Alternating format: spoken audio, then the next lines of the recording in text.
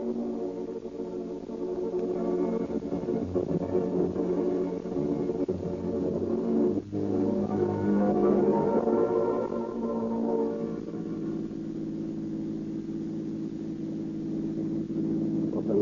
calling all cars. Attention all cars. Broadcast 18. A fire at 1517 East 1st Street. Damage $147,000. The fire department suspects a pyromaniac. All cars will cooperate with the Arson Bureau. Go get him, boys. That's all. Rosenberg.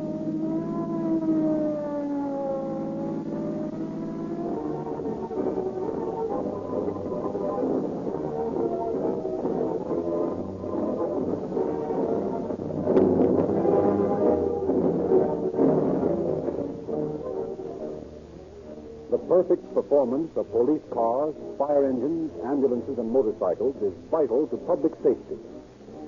In Southern California and Arizona, more of this equipment depends on Rio Grande cracked gasoline than all other brands combined.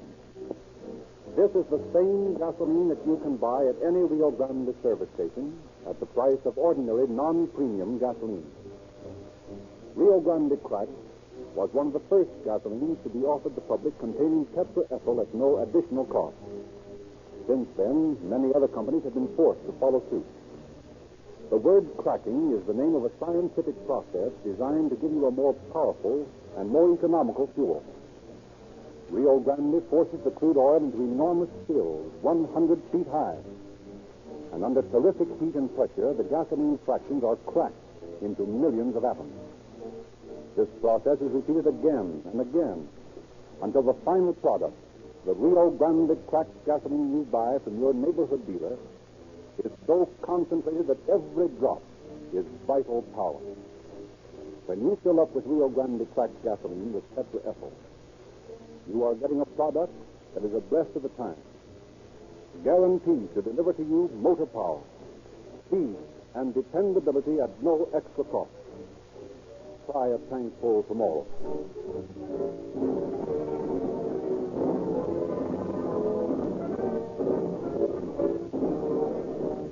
Once more, it is our pleasure to introduce Chief James E. Davis of the Los Angeles Police Department. Chief Davis. Good evening, ladies and gentlemen. Have you ever stopped to think in the quiet of your home after putting down your newspaper, weary from reading the daily routine of news concerning fires and crimes against persons and property, what would happen if you had no police and fire departments? That is a thought with which to test your imagination. Particularly in these days when economic stress has tremendously increased the burden of these two indispensable functions of government. The protectors of your home, your property, and the lives of your family and yourself, the police and fire departments.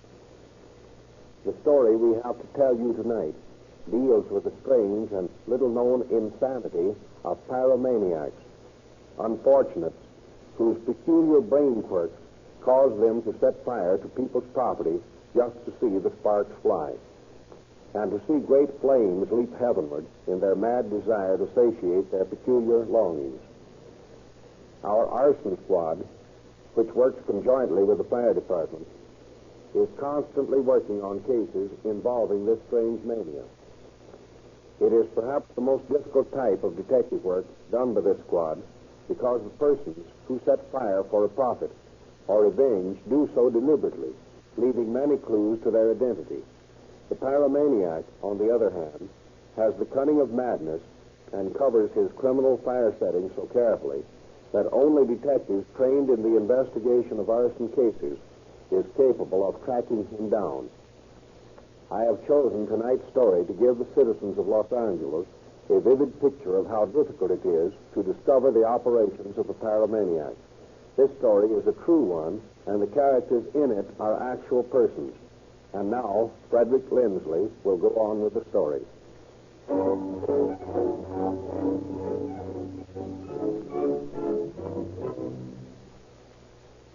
In tonight's dramatization, we shall review the case of a Los Angeles pyromaniac, or firebug.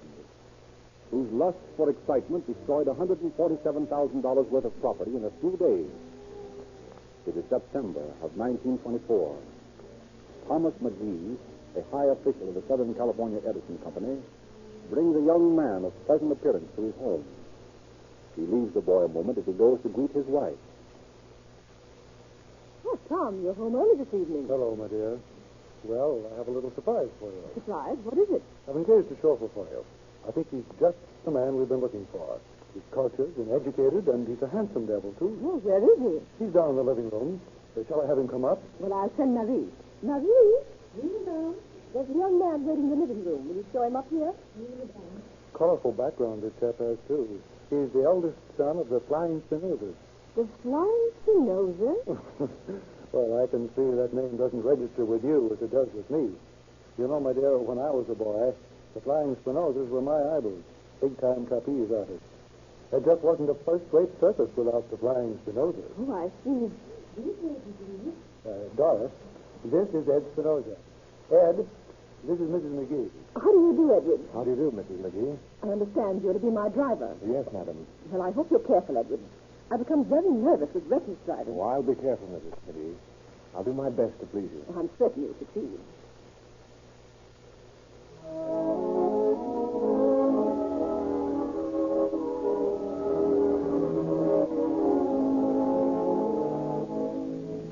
And for a while, it seemed that Ed would succeed. He was diligent and courteous and performed his duties smoothly and unobtrusively. Some weeks later, Mr. McGee gave him a more responsible position, that of chief watchman at the Edison Company's garage at 1570 East First Street. He and the men under him are responsible for the hundreds of company cars stored there. Ed works with his usual quiet competence. Then, on the night of November the 12th, fire breaks out.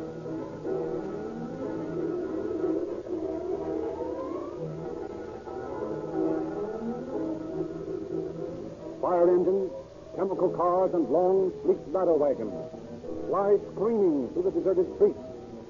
The red-licking demons of flame are feasting on gasoline and will not be subdued. The searing fingers of flame dart from car to car like things alive. Los Angeles stirs into sleep and wonders at the sirens and bells, screaming and clanging in the night as the third alarm brings out all equipment into action. Before the fire is finally subdued, the entire west wing of the huge garage, with all the automobiles it held, has been destroyed. Fire Chief Emmett and Captain Paul T. Wolf of the Arson Bureau confer in the smoking shell of the ruined wing. Well, Wolf, what's the verdict? Awesome. This fire was set deliberately. How do you know? Look at that wall. See that black burned streak? It leads up to the skylight. Yeah? And the first cars to burn started with the top. Oh, I see what you mean. Well, sure, it's a cinch. Someone poured gasoline from that skylight on top of the car. Someone that dripped down the wall there, made that streak where it burned. Who did it? Now, that's another question. I haven't had time for much investigation. All hands have been busy getting this thing under control. Ed Spinoza, the fellow in charge here, got some nasty burns. Not much left out here, is there, boys? Well, Mr. McGee, we thought you'd gone home. No, I've been trying to make a rough estimate of the damage. Looks as if it'll run about $60,000. Not so good. Mr. McGee, we're quite certain that this is a case of arson. More than that, the work of a pyromaniac. Well, what leads you to that conclusion, Captain? Well, when a person sets a fire for profit or revenge or any more or less normal motive, he goes to elaborate plans, timed fuses, candles, trading, gunpowder, and all that sort of thing. But he usually leaves a lot of evidence behind. But the pyromaniac just throws gasoline on something and lights it. It's so beautifully simple that it's much harder to catch him. I see. What about the watchmen working here, Mr. McGee? Well, they've both been here a long while, Chief, and they're loyal and dependable. What about Spinoza? He hasn't been here very long, but he was in my personal employ before he came here, and I can vouch for him. He's a good, clean-cut boy. Well, let's get him over here. Oh, Ed. Yes? Come here a minute. Okay. No, gentlemen, I can't believe that any of our boys would do this thing. The company treats its employees well, and the result is... Mr. McGee? Oh, just wanted to talk to you a minute, Ed. How the burn? Oh, I got some pretty good blisters on my hands and arms, but I doused oil on them. They'll be all right. Well, I'm glad it's no worse. Say, Ed, did you or either of your men go up on the roof tonight? No, we never go up there. Well, somebody set this fire, Ed. You got any idea who it could be? No, I haven't. Except, Except what? well, just a few days ago, I had a fight with a fellow. And he made a lot of threats. Uh-huh. Who was the fellow? I don't know his name. He's short and thick-set and has a beard like a Russian. Well, where does he live? Around the neighborhood someplace. I don't know just where. Well, did you tell anybody about this fight? Yes, I told old John, one of the watchmen. Is he around? Sure. Oh, John! Oh, John! Over. John will back me up. Oh, we don't doubt your word, Ed. It's just sometimes a little detail slips. You'll watch me? Yes, John. Do you remember Ed telling you about a fight he got into a few days ago? Well, yes, he said this fellow was sort of a Russian, and he made a lot of threats and such. Well, I guess there's not much more we can do here tonight. Let's go home, Chief. Well, good night, Mr. McGee. Good night. Good night, Ed. Good night, Captain.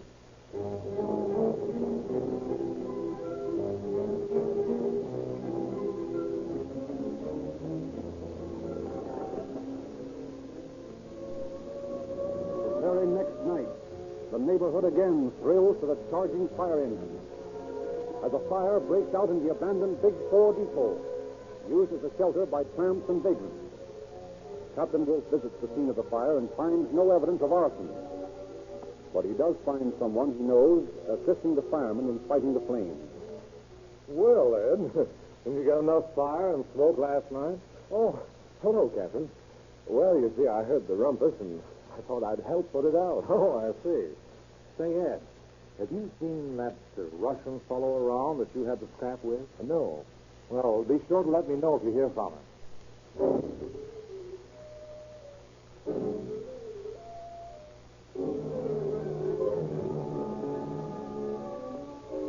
And Ed Spinoza does hear from the mysterious Russian the very next night, November 14th, and immediately calls his employer.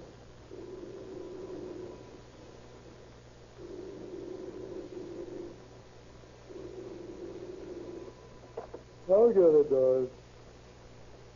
Hello. Who? Oh, yes, Ed. What's the matter? I see. Well, I wouldn't make too much of it, Ed. Probably just some crank. Have your men keep an extra sharp watch and don't worry. Oh, no, I don't mind. You did just the right thing to call me. Good night. What is it, Tom? Ed Spinoza had a threatening call down at the garage. Someone rang up and said, I failed the other night, but tonight... Oh, Tom, you don't think... I think that Ed is unduly excited. Ed is unduly excited. There are a lot of cranks around, you know. If he keeps a sharp watch, nothing will happen.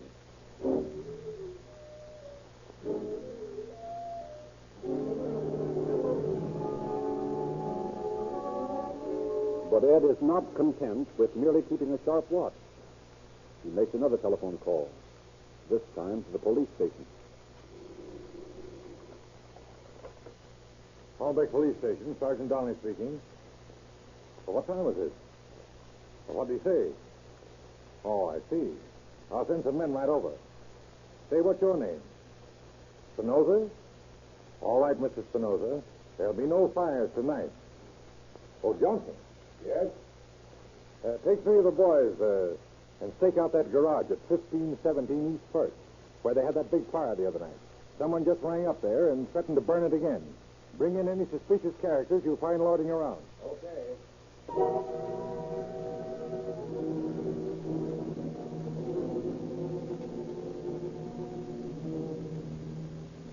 The officers keep a close watch for hours and see nothing to arouse their suspicion. At 3:40 on the morning of November 15th, they return to the Hollenbeck station. Exactly 7 minutes later, at 3:47, fire breaks out in several places in the main wing of the Edison garage.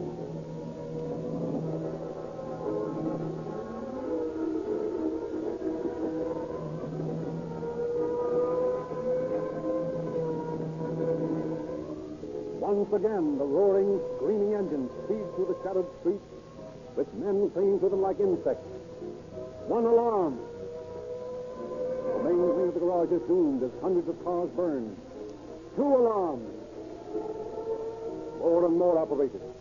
More and more men are poured into East First Street to reinforce the governmental band that is struggling against the crackling, glaring monster. 3 alarms!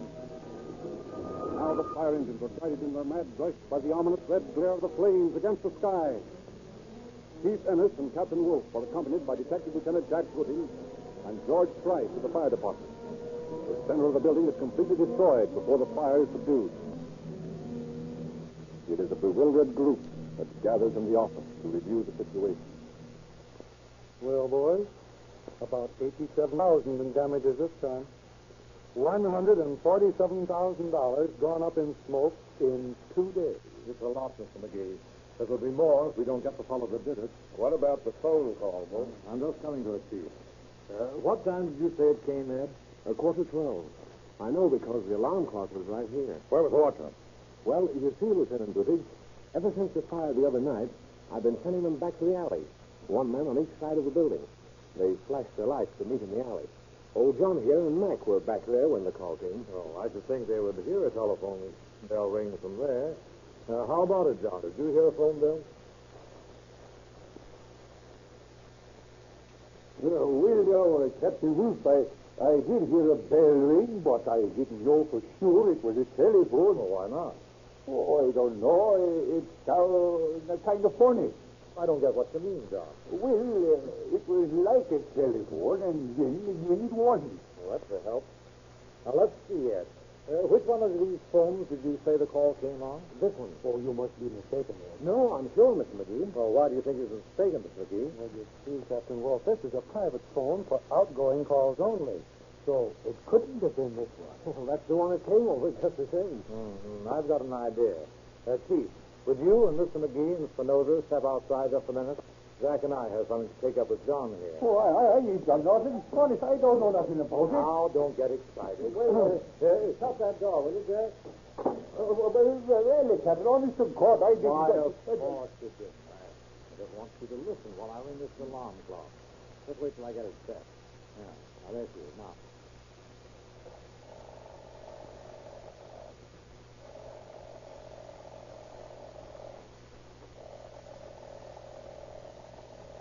Is that anything like the bell you heard when the call came? Well, yes, that's kind of like it. Come on, Jack. We're going over to the telephone office.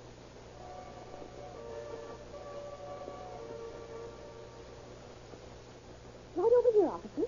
The operator was quite upset by the current, but I know she'll do all she can to help you. This is the young lady. How do you do? We want to trace a call that was made on the private line into the office of the Edison Company garage. Well, there was only one call there all night. A man called from that phone and wanted to trace a call he said came in there.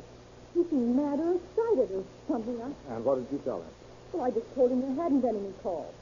I said he must be mistaken because the line was only for outgoing calls. And then? Oh, he said the most terrible things.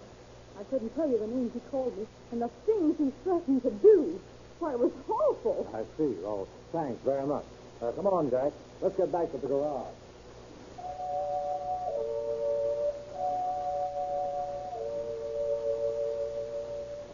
I think we've got your man, Mr. McGee. Who? Spinoza. It can't be, Captain.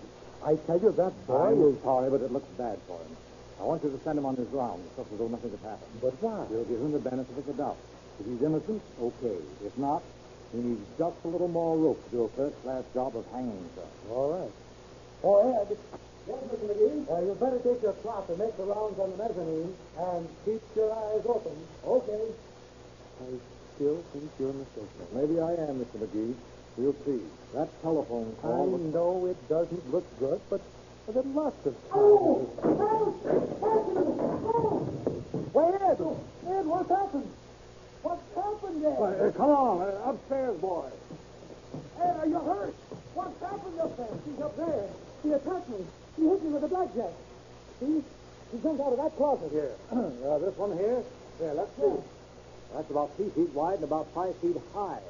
He'd have to be stooped over in a pretty cramped position, wouldn't he? Yeah, I guess he was. The floor's all covered up with shoes, too. He couldn't have been very comfortable. Look, here's where he broke the railing when he threw me against it. And he broke the strap on my time clock. Strong, wasn't he? Like an athlete. Look where he hit me on the head. Right there. See that cut? Feel that bump. I don't see. Why, of course you did, Jack. It's a bad one, too. The one that didn't knock you out, Ed. Well, I keep in good case. I can take a lot of punishment. Yeah. Where could he escape to? Well, there's only the stairs that Ed came down. There's this tile ladder to the roof. That's right. Some of the boys must be up there yet. Well, let's take a look. Mr. McGee, you stay here with Ed and Price. Pete, I'd like you to come up top with Jack and me.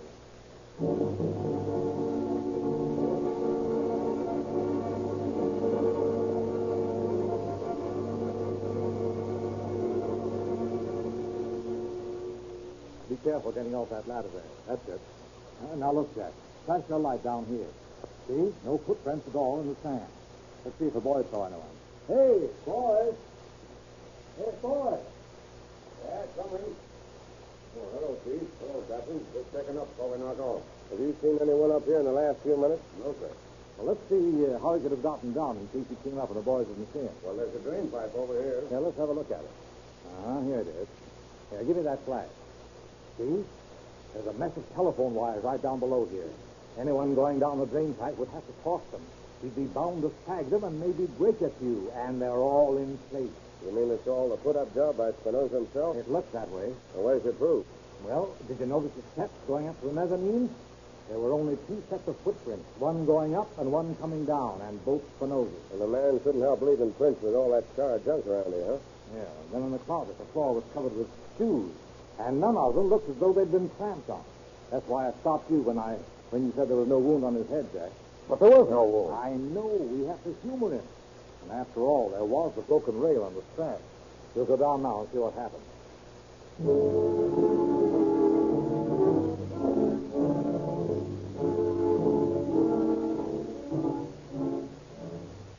Then did you find anything? No, we couldn't have gone up there. Then he must still be in the building. It looks that way, doesn't it, Ed? You better keep it sharp watch. Maybe I'd better make the round from the east wing. That's the only one left, isn't it, Ed? Yes, that's the only one left. Well, give a yell if you run into trouble. I will, Captain. Well, what's this you're going to do, Captain? I don't understand. There's no time to explain now, Mr. McGee. It's either Ed or that Russian, and we've got to find out which one it is. Come on, Jack. We're going to follow him.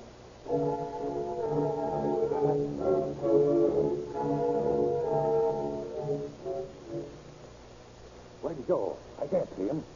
Someone's behind that board in the middle there. You don't think he'd be crazy enough to wait? There goes the gasoline. Let's get in there before he lights it. Oh, Captain. Lieutenant. Look what I found. Someone opened the petcock on this car, and there's gas all over the floor. The game's up, Ed. What do you mean? Come on, Ed. What's the use of stalling? We know you did it. Why, now listen, Captain. Just be logical. Look at these burns. They hurt. I got them fighting these fires. Would I light fires and then go and get burned fighting them? Now, would I? Yes, Ed, you would. Come along.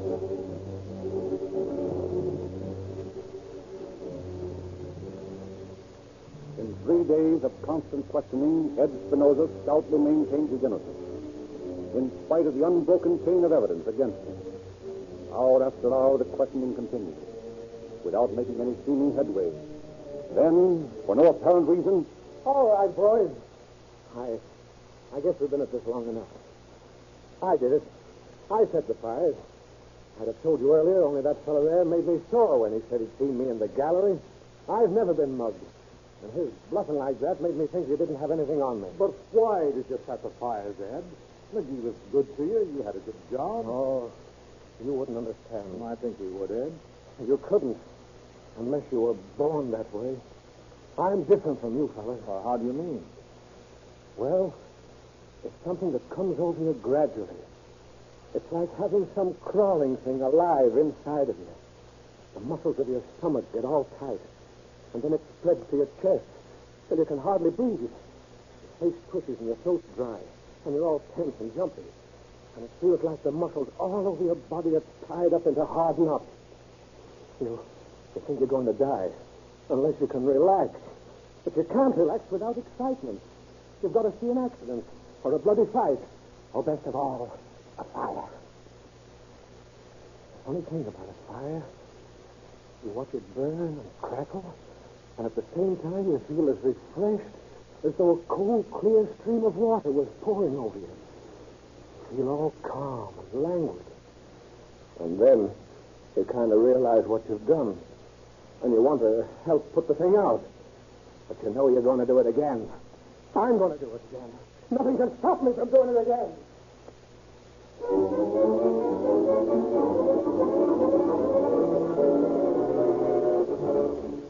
Edward Spinoza was committed to the state hospital for the insane at Norway. For 6 weeks, he was a model inmate and caused no trouble. Then one day, another inmate conceived a cruel joke in his warped and distorted mind. The guards are gone. What's that you've been trying to tell me? Ed, I heard them talking about you. What did they say?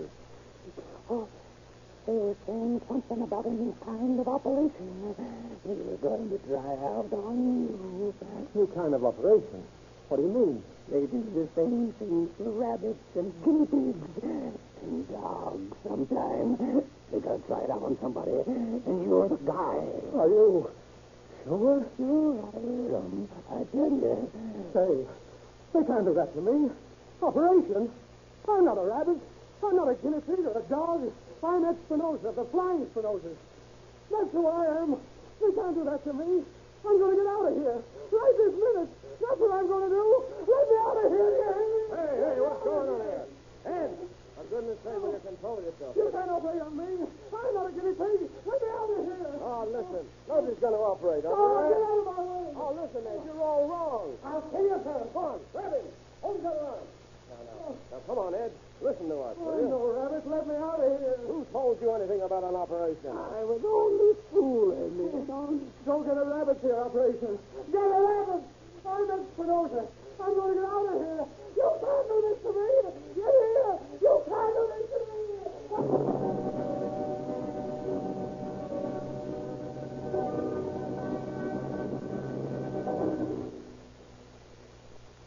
Edward Spinoza became so violent as a result of the cruel, insane jest that it was necessary to strap him to a bed in a barred cell. In the morning, he was gone. With his tremendous natural strength, augmented by the superhuman strength of the maniac, he had not only burst the straps which held him, but had pried the bars of the window apart. He has never been found or heard of since. Unless he has died in the intervening 10 years, he remains a constant and deadly menace to society. One regards the pyromaniac with pity. The diseased mind is not responsible for its impulses and actions. But one must also bear in mind that the pyromaniac presents a dreadful threat to both life and property. It is necessary for all law enforcement officers, as a part of their duty, to keep a constant surveillance over all persons, both adults and juveniles, known to have tendencies to set fires. As a result of this watchfulness, this community is now practically free of this menace. We would like to say in closing that most of the names used in these broadcasts are fictitious, although the cases are accurate in all essential details.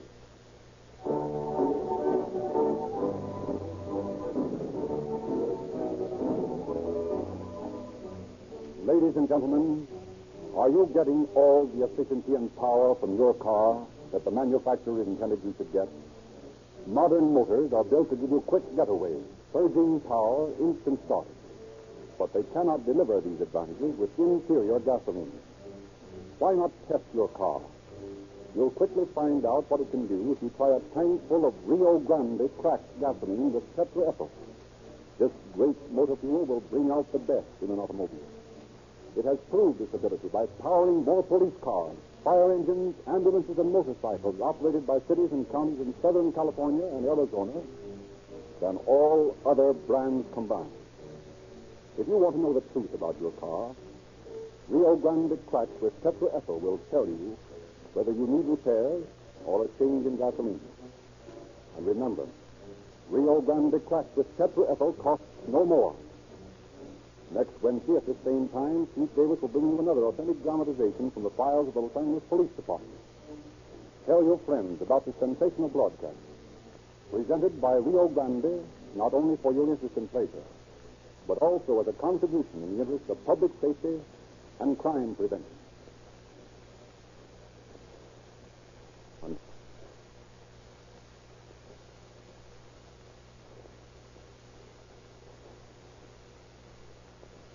Los Angeles Police calling all cars. Attention all cars.